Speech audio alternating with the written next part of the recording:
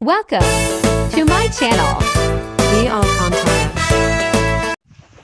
Hi guys, nandito na naman si Ate G.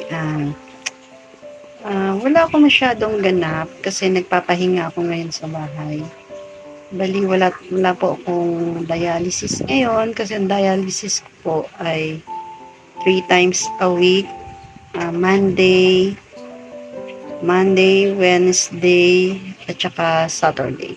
And yun guys, bali, gusto ko lang i-share sa inyo yung feeling ko, yung naramdaman ko na isa na akong dialysis patient.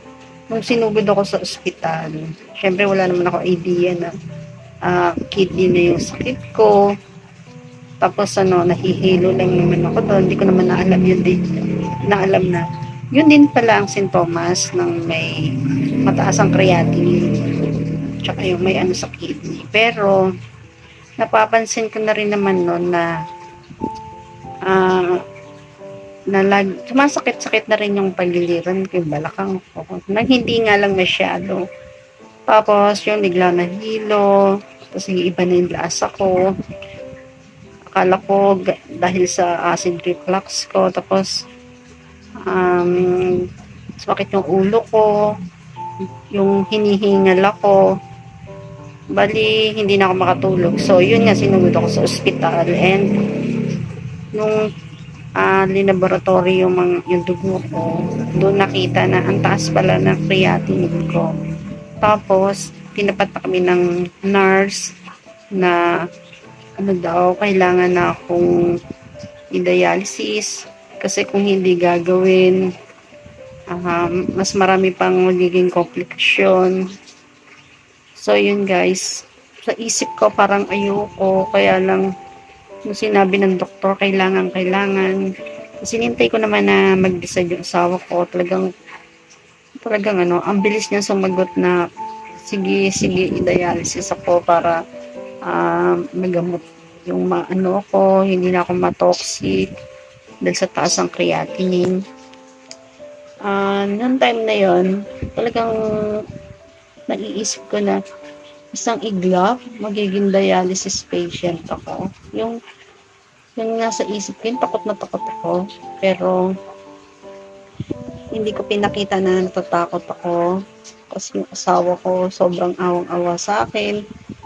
Tapos, pinakita niya rin na, pinapalakas niya yung loob ko na, sige na, gawin na natin to, i-dialysis ka na, baka may chance ang gumaling ka. Syempre, wala pa akong idea, umaasa din ako, na, na may pag-asa pa akong gumaling, baka hindi na matuloy yung pagdadialysis or madialysis ako, maging normal na. So, yun guys, habang nasa ospital ako, natatakot ako, hindi ako makatulog.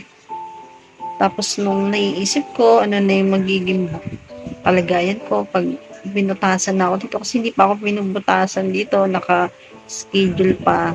Kasi, kumbaga, kinabukasan pa ako nung linagyan ng IJ, tapos hindi ako talaga makatulog, yung schedule ko na ito, lalagyan na ako dito. Sobrang natakot talaga ako guys, takot na takot ako, pero inisip ko na bakit yung iba nakakaya. And yun, nakabit na to hanggang sa nakauwi na ako sa bahay. Naranasan ko ang first dialysis ko sa hospital, doon kung saan ako na-confined. Na-dialysis ako ng 2 beses. Umaasa ako na bumaba yung creatinine ko. Tapos hanggang sa naging outpatient na ako. Maghanap daw kami ng dialysis center. Yun, nakakita kami. Tapos doon na ako nagpapadialysis. Marami ako nakakasalamuhan, sinasabi na ano na to, habang buhay na to. May part din na napanghihinaan ako ng loob, pero hindi ko pinapakita. Gusto ko makita nila na matapang ako. Gusto kong maiyak, pero nagdadasal na lang ako na umaasa ako, kakapit ako sa Panginoon kahit marami nagsasabi na hindi na yan mawawala, lifetime na to.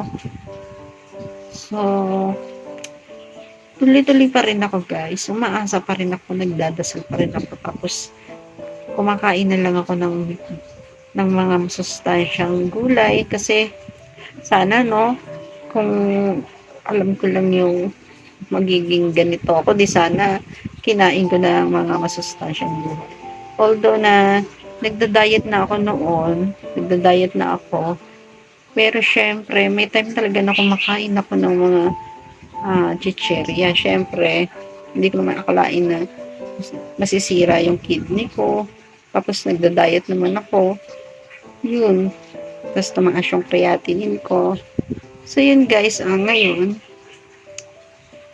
pinapalakas na lang ako ng pamilya kasi nakikita ko sila na sige, anyan yung asawa ko, tinutulungan ako, siya yung pumalit sa pwesto ko, naglalaba, nagluluto, hinahatid ako sa dialysis center, siya yung naghahanap ng mga gamot ko, yung mga hihinga ko ng mga medical assistance, naglalakad, tsaka yung hipag ko, tumutulong din, naghahanap ng mapapasahan ng requirements para sa medical assistance, yung makalibre kami ng gamot, makabawas menos, kasi guys, sa totoo lang, ang hirap ng sakit na ganito kasi magastos, magpapadialysis ka, gastos, tapos gamot pa, every salang, meron ding binibili doon na yung dialyzer, tapos iwalong gamit lang yon. Kapag low flux, medyo mura. Buti nga ngayon guys, yung low flux is dahil na delivery ako, dahil galing sa PhilHealth. Dahil sa PhilHealth ng asawa ko, nakakalibre ako dun sa dialysis center ng dialyzer. Ata yun guys, 1.3, tapos yung high flux, 1.6, hindi yung pwede ikaltas sa PhilHealth, kaya yung buti na lang, pero baka maubos yung PhilHealth ng asawa ko, kailangan mag-apply na rin ako. Tapos so yun guys, ini-enjoy, nakikita nyo na lang sa vlog ko na parang wala lang, parang masaya ako. Kasi gusto ko ibalik yung dating ako na masipag akong mag-upload, masipag akong mag-update sa YouTube. Tapos yung ni-enjoy ko yung sarili ko sa YouTube. So yun guys, nung laman kong ganito ako, isang buwan din yata akong hindi nag-YouTube kasi nga parang nawalan ako ng pag-asa, pero nung tinanggap ko na sa sarili ko, medyo gumaan yung feeling ko, yun, nag-YouTube na rin ako. Kaya sama nyo na lang po ako sa prayer nyo para gumaling ako, at aasa pa rin ako sa prayer na gagaling pa rin ako. So yun guys, hanggang dito na lang. Gusto ko lang mag-share ngayon. Wala naman akong ganap, wala akong i-unboxing. Yun. So yun guys, kung bago ka lang sa akin channel, please subscribe my channel and click mo na yung notification bell para mag-i-update ka sa aking mga video. And ingat po kayo para hindi kayo matulad sa akin. Lagi kayo kumain ng mga masustansya pagkain, iwas sa maalat at sa cholesterol. So yun guys, bye!